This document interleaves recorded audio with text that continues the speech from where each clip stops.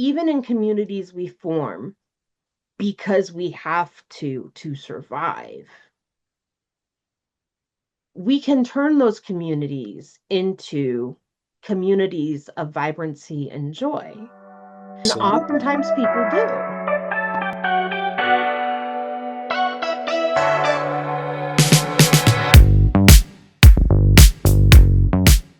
Welcome to the Affirming Practice podcast. I'm Dr. Casey Brimmer, an artist, activist, and educator on queer, disabled, intersectional topics of identity for more than 20 years. And this is my colleague. I'm Pastor Bob Arian. I serve two congregations in central Pennsylvania. I use he, him pronouns. And I really care about creating communities where people can be not just affirmed, but can also flourish and thrive. And I'm really excited to be part of this project because I think this is part of that work. Today's episode is on queer, trans, and crip joy, and joy in marginalized identities in general. So I want to start with this. What is joy to you? I think of joy as related to happiness, but distinct from it. Like most things, I think about it in a theological and biblical context first, because like occupational hazard. But my brain immediately goes to John chapter 15, Jesus at the Last Supper, shortly before his arrest, saying to his disciples, I have said these things to you so that my joy may be in you and so that your joy may be complete. That knowing what was coming in terms of his arrest and his suffering and all of that, even so, his focus was on joy for these people that he loved the most. And that joy is a sort of deep and abiding sense of completeness and peace and contentment, and also, I think, happiness, but where happiness can fluctuate moment to moment based on situations. I tend to think of joy as a more deep and abiding sense of well-being that continues regardless of the momentary circumstance. Makes sense. And it makes sense that that's where you would go based off of who you are, right? Our identities influence our joy. And for me, joy has always been it's not something you pursue like you pursue happiness. It's something that happens. Mm-hmm. It's something that is like dancing with unbridled joy, right? There's a sense of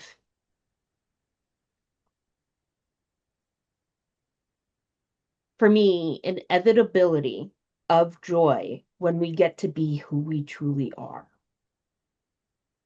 Does that make sense? Absolutely.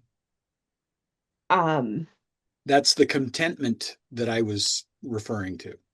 yeah, it's a sense of contentment. I love that word. I recently, part of why this is one of our episodes this week, is at the end of June, I had a chapter in a new book come out. And my chapter was on queer and trans joy sites of resistance. And so I've got an excerpt or a couple of excerpts that I pulled from that I want to share with you all.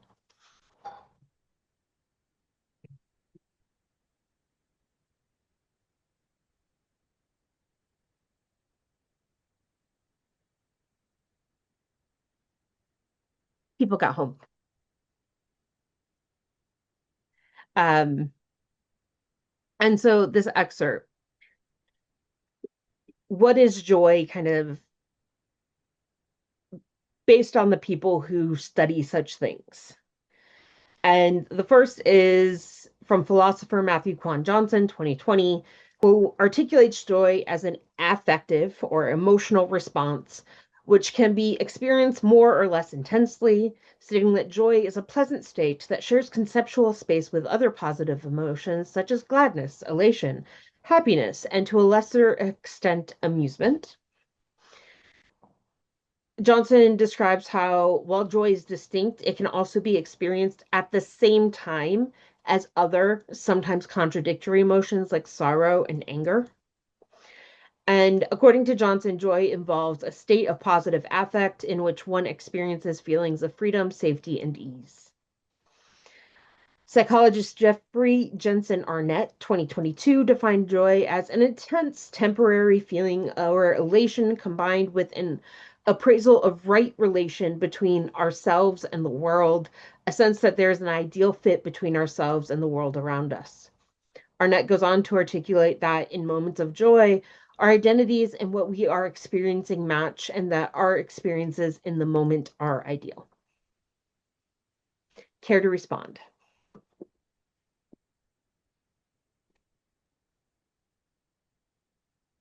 I liked what Johnson said about it sharing conceptual space with other positive emotions, um, but then it can also be experienced at the same time as other, sometimes contradictory emotions like sorrow and anger. That, and that's certainly been my lived experience and my observed experience of. I have seen people who were able to articulate joy even in the midst of grief. Um, Working with grieving families, planning funerals, and there being, sort of that tension of standing with one foot in both of those places at the same time. That they're standing with one foot in sorrow and one foot in joy. And I think joy can do that. And to me, that's the difference between joy and happiness. That happiness sometimes cannot withstand sorrow. I mean, it will come back eventually, but that joy can coexist with things like sorrow. Yeah. I think about in terms of that coexistence of joy and what people might see as like a negative emotion, something we don't necessarily want to have to experience. People want to experience joy, but they don't want to have to experience grief, right? And so one of the things that I think about is like a more concrete example of what you were just saying. Last year, my 100-year-old grandmother passed away, Mhm. and I miss her. Mhm. And I grieve her loss. But I am also I find joy in the memories I have with her. Mhm. And like especially that last ice cream sundae that I got to bring her. I find joy in that. But I also find grief in knowing I won't get to bring her a sundae again. Mhm. Wow. I didn't actually expect it to make me cry. Um, Podcast isn't supposed to do that, but joy joy isn't black and white. So much of our existence isn't black and white. One of these authors, Johnson, said can be experienced more or less intensely. And there are different names for this, like the levels of joy that we experience in relation to things. And we're going to talk about that in relation to gender joy in a minute. But I want to ask the question, why why is joy in marginalized communities and joy about marginalized communities important? Why does it matter to talk about these things? Do you have a perspective on that? Yeah, I think, I mean, I always am cautious about speaking on behalf of other people and recognizing that I am not part of a lot of marginalized communities. But my experience as a friend of people who are part of those communities has been that for a lot of them, that joy is an affirmation of their existence. It is an affirmation that they have a place and have a reason and a right to exist, when so often the forces that are seeking to marginalize them would ultimately seek to say they don't have a reason or a right to exist. And Yeah. so being able to affirm that joy, because as human beings, we tend to assign cause and effect. A lot of people who want to invalidate the experience of marginalized people will point to, oh, well, see, these high rates of depression among people in this community are a sign that this is just a mental illness or whatever, when in fact there is also a lot of joy experienced by people in those communities. And the depression that many folks in that community may be experiencing is probably more about their reaction to people trying to marginalize their existence. Um, for me, part of the importance of expressing and sharing joy in and about marginalized communities is stigma is based on a fear. And if everyone primarily sees, for example, queer and disabled and otherwise marginalized lives as hard or bad or ending in loneliness or death, people assume it's so hard to live a queer life or a disabled life or otherwise marginalized life. And I think when I came out of an adult in my life saying, don't rule out the other side yet, I don't want you to have to live a hard life. Because all of the representations that she had seen were at that time not great. Hmm? They were of harm and of people being killed and hurt for being who they are. And at that time, there wasn't even all that much talk about the suicide rates Hmm. of LGBT folks. And this was before I used the word disabled to describe myself, though retrospectively, I was already disabled. And something about expressing joy, and I can't take credit for this idea. I want to say it was Saturn Sigourney Rage. I love the name. Can't remember the year of the piece, but she said something along the lines that showing queer joy is showing that the systems designed to break us are not working. And showing queer joy, I didn't have perspectives of what queer joy looked like. Hmm. And that, honestly, the early 2000s weren't all that long ago. And there's more representation of queer and trans joy now. But a lot of what I had were filled with the film trope, kill your gays or bury your gays, which is a whole trope. Um, Disabled lives, it's either like people were pitiable and someone took, I was like, oh my God, your life is so hard. Here, let me fix it. And kind of did like a savior thing. Or it was an inspiration porn thing. And the person was like, I can overcome. The only disability is a bad attitude. And those weren't helpful representations for me as a queer person, as a disabled person. Hmm. And I, for a very long time, refused to call myself disabled. But, and this is something that I find interesting. The night I had a conversation with an amazing queer activist or queer and disabled activist, Kaite Davidson, in the lobby of a hotel room in the middle of LA. And Kaite looked at me and said, Casey Ann, you can use that word to describe yourself. You can use the word disabled to describe yourself, and you can claim your spot as a part of the disabled community. It's really just up to you. And that was the first night that I said, I'm disabled. And there was a sense of joy.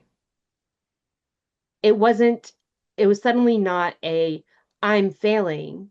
It's that society is not willing to make the accommodations I need, but also a joy knowing that I was a part of a beautiful and vibrant community. Mhm. And that's not what I got to see on in media. That's not what I got to read about in school. That's not how disability was portrayed. Mhm. And at that point, no one talked about gender euphoria either. Mhm. And I think there are so many folks who are just aching for that sense of community and are not LGBTQIA plus, are not disabled. And honestly, I think some of the pushback against things like Pride Month and Disability Pride Month and things like that, some of it is anger that, as you said, the systems that are designed to break us are not working, right? Mm-hmm. Um, and some of it is, frankly, envy that there's this beautiful and vibrant community, and I so want to be a part of a beautiful and vibrant community, but I'm not part of this one. And if I can't find that community in my life, they shouldn't be able to find it in theirs. Um, Damn, the, that resonates. and it just occurred to me just now when you were talking about calling yourself disabled for the first time, and that there was that sense of joy because you were now part of this beautiful and vibrant community. And I firmly believe that so many of the frankly toxic impulses in American society today are about the breakdown of community. We broke down a lot of things that needed to be broken down, but we haven't replaced them with better things. And some of the things that got broken down were actually healthy things that got broken down because of economic forces and things like that. Um, but the sense of community that used to bind people together just isn't there in the same way it used to be. And some groups have found that sense of community because they had to survive. And other groups who just sort of always had that for them have really struggled. And I think that's frankly part of why cishet men are so angry. I don't think we have a male loneliness epidemic. I think we have a male community crisis. Yeah. I think I think that also connects to the idea of how toxic masculinity prevents community building. Yes.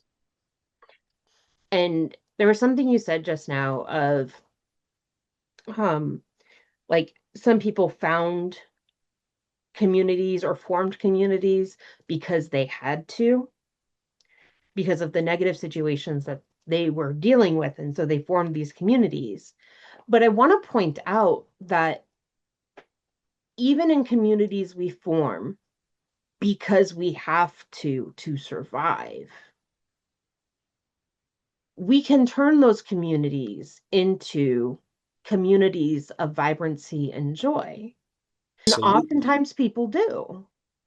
The disability community came together to fight for our rights. And we learned that if we came together, we had we had each other. We had each other's backs in the ways that we could. And there's a text that I really want to encourage people to read if they can get their hands on it, and that's Care Work Dreaming Disability Justice by Leah, Lakshmi, Piepzna-Samarasinha. And it always takes me a moment to say the name because I want to make sure I say it correctly. But as someone who is disabled, I did not read that book. It didn't exist really until 2019. And when I read that book, it was one of the first times that I felt truly seen as a disabled person in one of my classrooms. And it's really about doing the care work of caring for others. And in learning to care for others, learning to care for ourselves. Mm, And there's a joy in learning to take care of ourselves, a joy in learning how we can help others without lighting ourselves on fire. right. One of the places that I learned that for myself, and I've talked about this before. I don't mind, saying it. I've been sober for 16 years now, and I was sober for almost a decade, relapsed, and have now been sober the second time around for 16 years. So I've been connected with 12-step recovery for coming up on 3 decades. Um, and if you want to talk about a community of people who formed community because they needed it to survive, but then turned that into a place of vibrancy and joy. I mean, you go to an AA picnic or an NA camping trip, and those people have more fun, clean and sober, than most people could have, loaded, right? Yeah. And and there is that sense of joy and community and mutual support, and like I have seen people literally drive all night to take care of somebody in recovery who they barely knew because that was just what needed to be done to take care of that person. And you know there is that sense of joy in that work, that I think is what keeps a lot of people connected with those communities that do in fact save and change lives. I think that's an example that I hadn't thought of a community that is depicted solely, for the most part, solely as negative. Like it's people are there because they're addicted to something, people are there because their lives have been hard, but they don't show us the joy that can be found in that sobriety. Mm-hmm. And I think that's another case of stigma and stereotypes cause harm, and we don't get to see how groups like AA, groups like NA, or other groups related to sobriety bring joy Mm-hmm. and bring community, and a vibrant community at that. Mm-hmm. Um, and so that kind of brings us into our next kind of point here of whole person representation. And here's why, what I mean by that. Whole person representation is the good, the bad, the ugly of a person's existence, of a community's existence, right? And so when we look at media and the only thing we see is, wow, queer lives are really hard, that's not whole person representation. Right. If the only thing we see is this person's life centers around their queerness, but we don't talk about them being a person of color, we don't talk about them being disabled, we don't talk about them being abled, we don't talk about the whole person and their whole experience, then we're only getting one side and we're only getting stereotypes. Mm-hmm. And that causes harm. Whole person representation really makes a difference and it really matters. And that includes the moments where we get to express our joy. So, the example I'm going to use here is, how do I do this? I have been reading queer books for decades and decades, um, or decades too. And in those books, I mostly saw a little bit of joy at the beginning when the person first realized who they were, and then terror. Oh my God, I'm gay. And what do I do? Mm-hmm. And any moments of joy were culminating in pain. And I did not know, for example, that trans people could also experience joy about their gender. Um, and so a big part of that chapter that I mentioned earlier was gender euphoria. So gender dysphoria is that incongruence, that ugly, painful feeling of my gender and my body are not matching, or my gender and my voice or whatever are not matching, or how people see me. Gender euphoria is the opposite. And there's a conversation about what is euphoria versus joy and the level of intensity, whatever, it's semantics. For me, gender joy is something that I want to see, and I want all people to recognize that they can have. So for me, gender joy is wearing makeup, but only the bright, vibrant colors and never making it look natural because I was told to be a lady, I had to make it look natural. But that wasn't what I wanted. I'm not a lady, but also I wanted to be able to express myself. Right. And so if I can wear makeup and a suit and tie and army boots, happy camper. If I can wear those army boots and a dress, happy camper. I enjoy wearing skirts. I was assigned female at birth. I'm trans non-binary. And I enjoy wearing skirts, which some people are like, well, you can't do that if you're trans. Yes, I can. Don't tell me what I can't do. But part of why I enjoy wearing skirts, and I get a kick out of saying this, because other people are just like, what? Is it's a lot easier for me to get my foot across the side of someone's face. For those who don't know, Bob is laughing. Um, Yes. That sound was me laughing, not, having a seizure or something. we didn't get any sound of you laughing. That's why I said it. But there's a gender joy for me in wearing the skirt, but wearing it on my terms. There's a Absolutely. gender joy for me in that moment when I'm at the checkout line and the checkout person hasn't looked up and they're like, thank you, sir, ma'am, sir, panic. And their panic is like a sign that I'm doing my gender right. Because everyone should be panicked by your gender.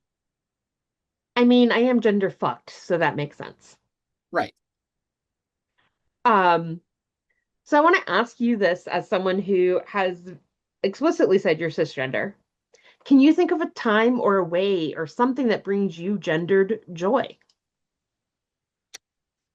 Yeah, in fact, that's a conversation that I want to have with you at some point because, like, I don't spend a ton of time thinking about my gender, positive or negative. Hmm. Like I wear certain clothes because those are the clothes that are sort of expected in my profession, right? I wear certain clothes because those are the clothes that are comfortable. Um, but I don't like somebody asked me recently what masculinity meant to me. And I honestly didn't have an answer because I don't spend a lot of time thinking about my masculinity. I spend a fair amount of time thinking about toxic versus non-toxic masculinity because I'm tired of seeing people being afflicted by toxic masculinity and male pattern fragility and all of the stuff that goes with it. But I think, if you want to think about something that brings me sort of gender joy, and I don't even know that this necessarily counts, but these I just got these boots and they bring me a great deal of joy. They're called engineer boots. Some people think of them as motorcycle boots because in the 50s and 60s they became very popular among bikers. And I've wanted a pair for years, and I finally bit the bullet and bought myself a pair, and they are bringing me enormous joy. And I don't know if it's gendered joy or not, but they make me happy. So, I mean, joy is joy. We'll take it. right. I honestly was expecting you to say something in relation to like when you go to the barber and you've got a fresh cut, you always seem to have a little bit of extra joy. I do love a good fresh haircut. But again, like I don't think of it necessarily in gendered terms. And maybe that is a case of gendered joy, but I think in some ways that is the definition of cis privilege, Yeah, is that I don't have to think very much about is this a gender expression or not. Where people who are not cisgender maybe have to think more about it, simply because their gender expression, while bringing them joy, may also make them unsafe. yeah, Um, and so they have to think about questions that I don't. that's fair. I'm a firm believer that we all experience gendered joy, even if we don't have the language for it, in the Right. same way that, like, not necessarily in the same way. Like, as a disabled person, even as someone with ADHD, I get a little bit of trip joy, a little bit of disabled joy when I actually manage to finish the task on time or early. Yes. That dopamine hit, that's some joy for you. And when you were talking about representations of joy, I was thinking about, as someone who's recently diagnosed with ADHD, I was diagnosed about 3 years ago now, after fighting for years to even be tested and knowing something was not right inside here, and um, finally getting someone to take me seriously about that.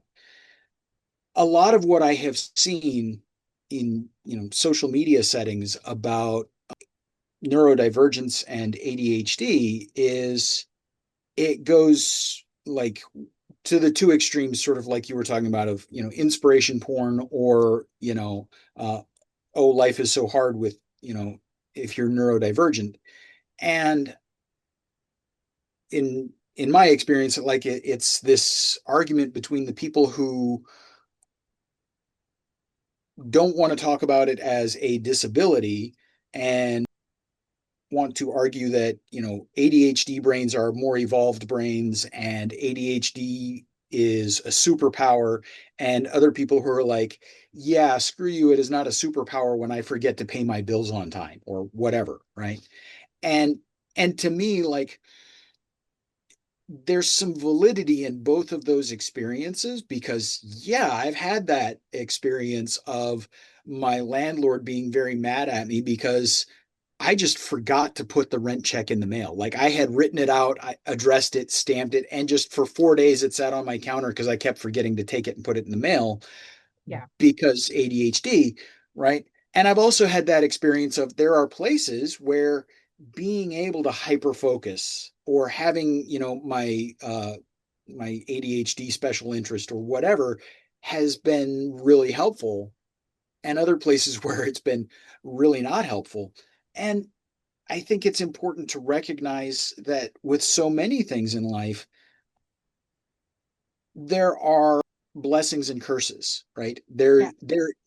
There are um, places where it can be an asset or a benefit, especially if we know how to manage it.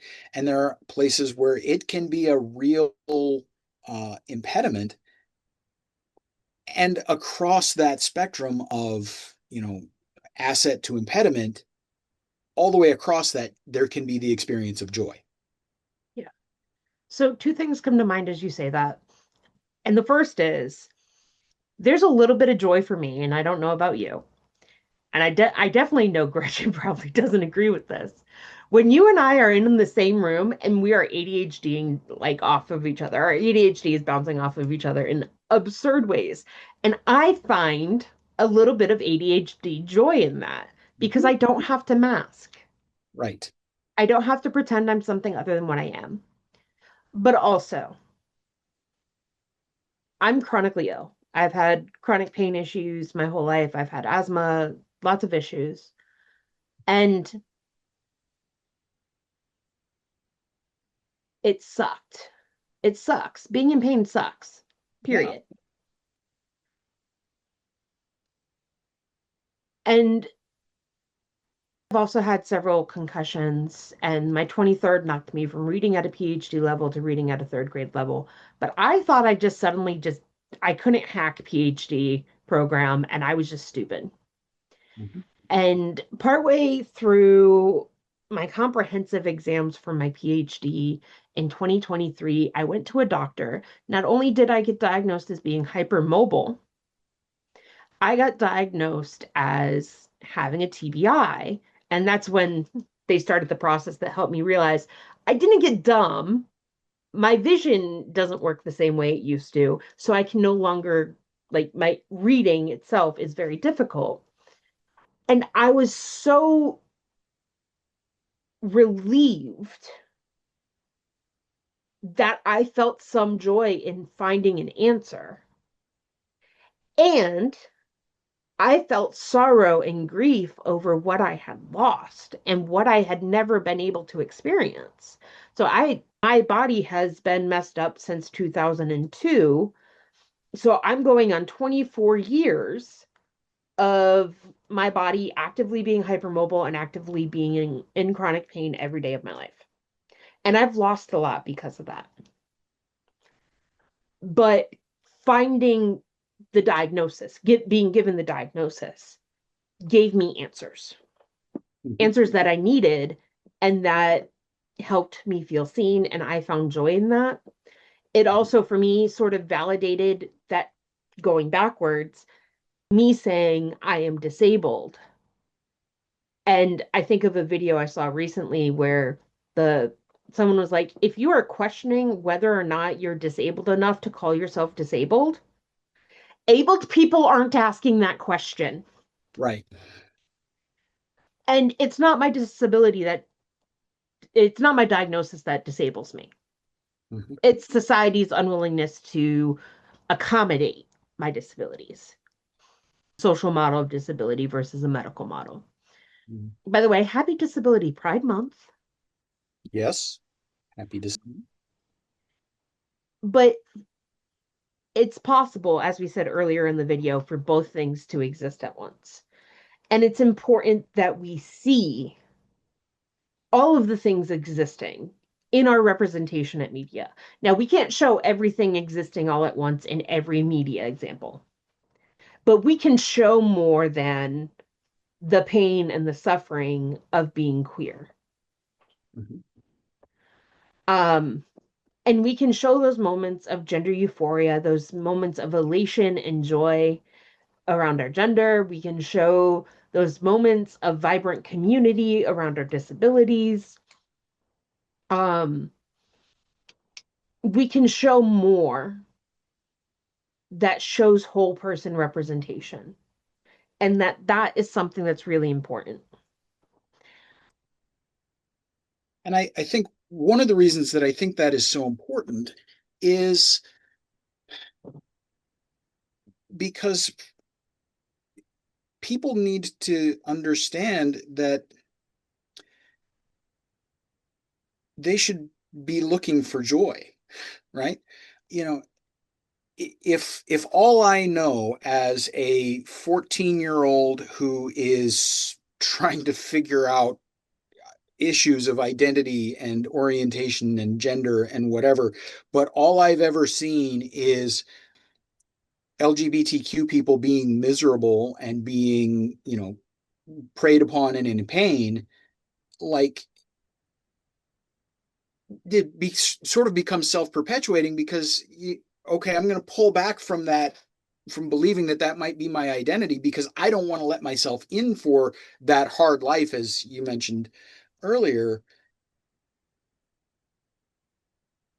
not realizing that, hey, it is possible to be gay and joyful. It is possible to be a lesbian and joyful. It is possible to be trans and joyful. And frankly, that is what, like, that's the standard. Like, eh, Yeah. that's what should be the expectation. Everybody should be able to experience joy in being who they are.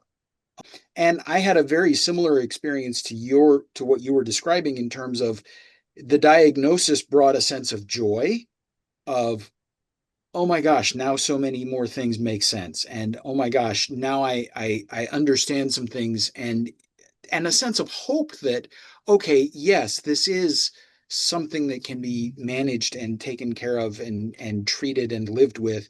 And also that sense of grief of, oh my God, so many things were so much harder for so long than they needed to be. And that grief and anger about, well, why wasn't this caught sooner? Um, but fortunately, I'm I'm old enough and mature enough to know that there are people who live joyful lives with ADHD. Just like I now know that there are people who live joyful lives sober.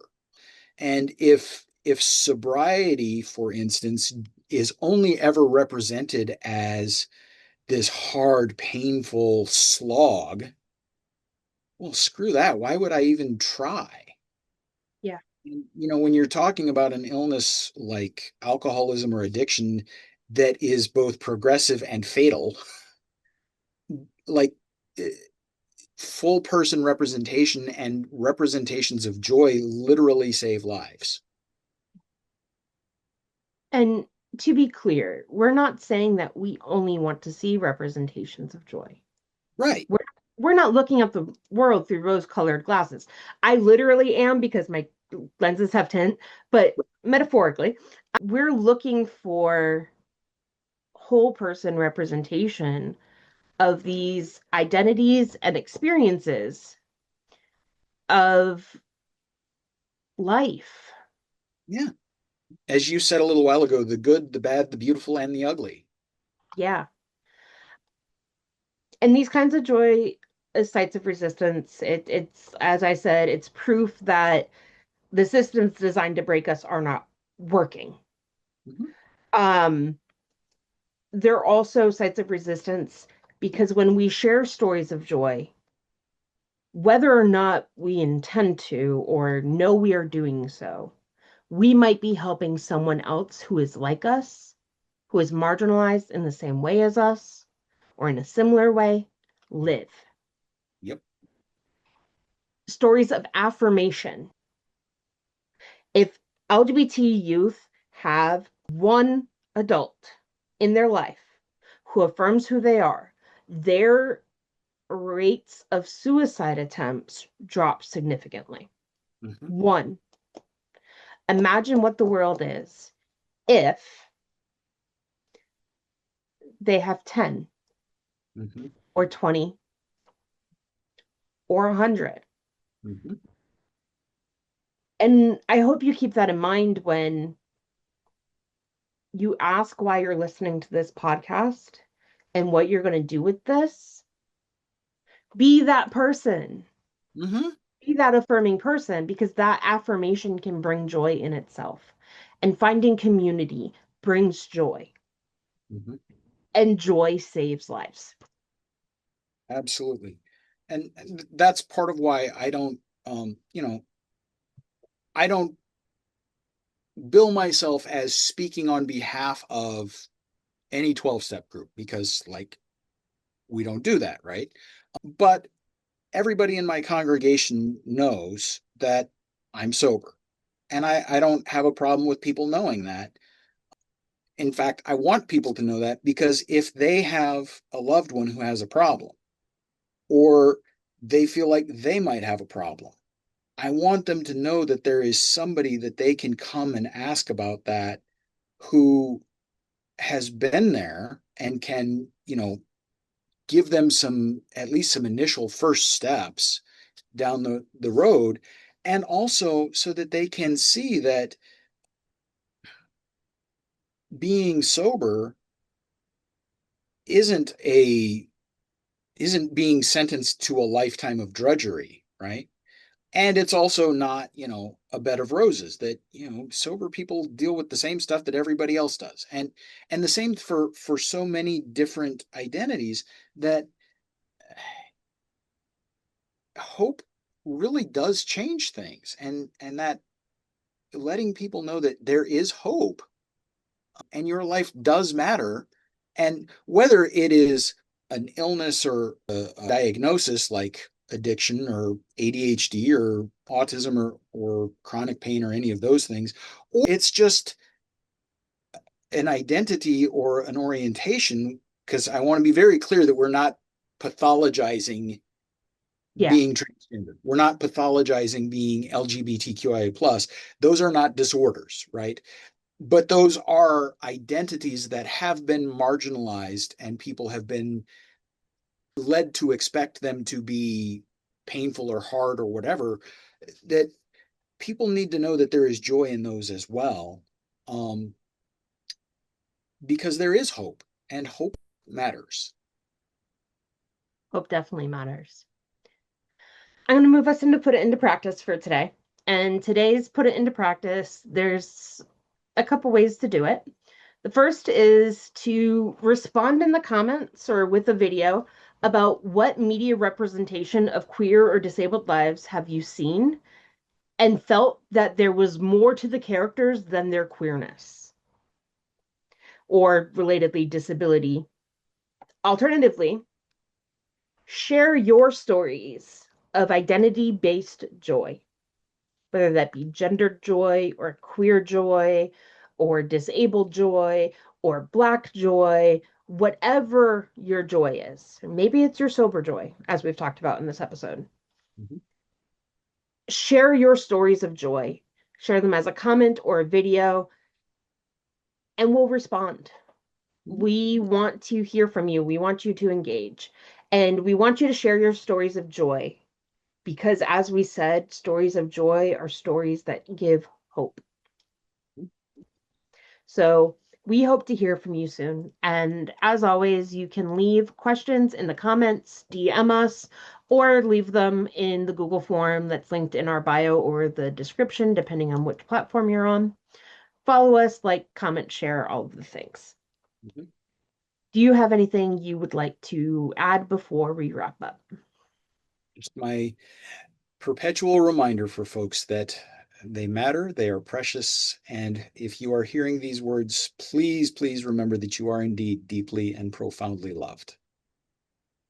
Remember that you're too important to not take care of yourself. You make a difference. You can make a difference. You can be the person who helps make the world a better place for one person or 100 people. It's worth it. And it's okay sometimes if the only person is yourself.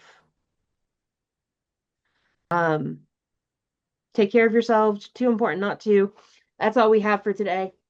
Bye. Bye bye.